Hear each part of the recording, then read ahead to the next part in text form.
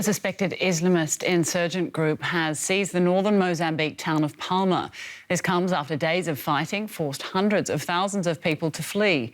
Local media say several people were killed during the conflict. Exact numbers have not been verified as communication networks are down in the area. A nearby natural gas project from French company Total has been forced to suspend operations. The project has been stalled by repeated attacks in the region, which has been plagued by violence since 2017.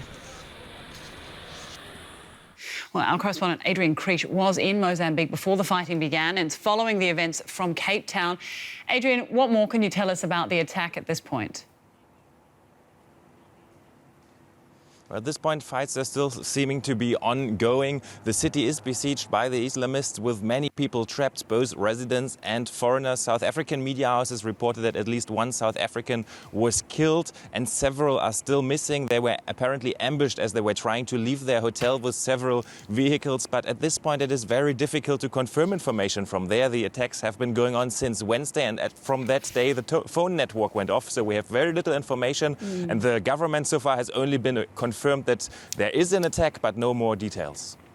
Well, give us a bit of the bigger picture then. What's happening right now in Mozambique?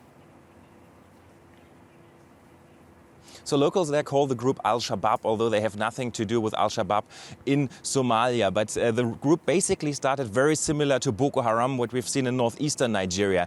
Very poor part of the country. A lot of people are unhappy that the government is not doing anything. And these groups that were more and more radicalizing got more and more people supporting them. The government has been downplaying the issue. And when things spiraled out of control, they still tried to block access for journalists, for NGOs, until we reached a situation that we have now, whereby we've seen many attacks in the past months. Villages were attacked. When I was there, I heard the most gruesome stories from residents fleeing beheadings of civilians, children, kidnapped, terrible stories. But at this stage, it's not even clear what this group really wants. It is likely that it's much more about power and access to resources than it is about religion.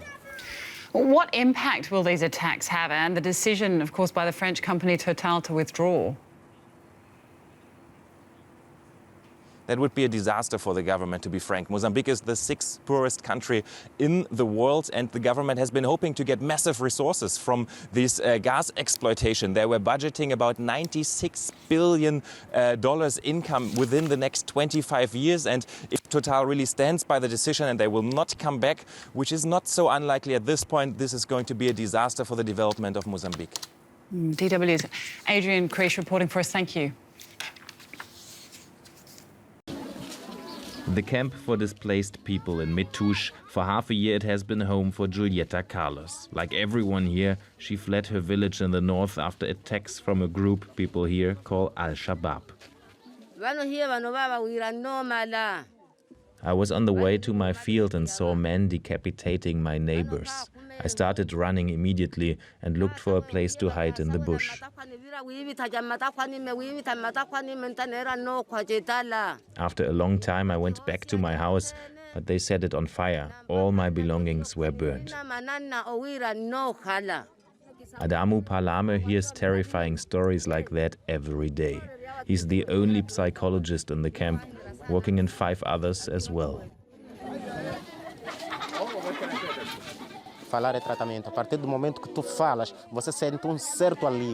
Talking is part of the healing process. It is not only medicine that can help. Talking, sometimes crying, can help too. If people need to cry, they should.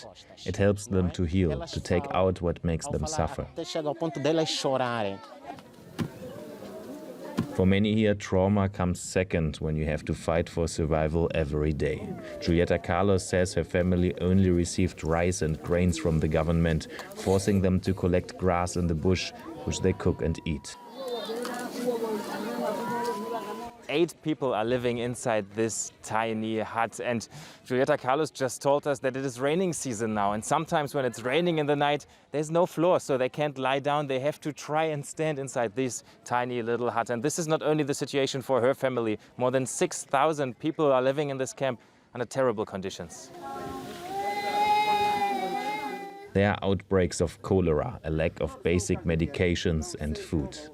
Being confined to the camp with little to do, many are still scared. The group counseling sessions provide an outlet for these displaced people to voice their problems. But ultimately, what almost everyone here wants is to return home in peace.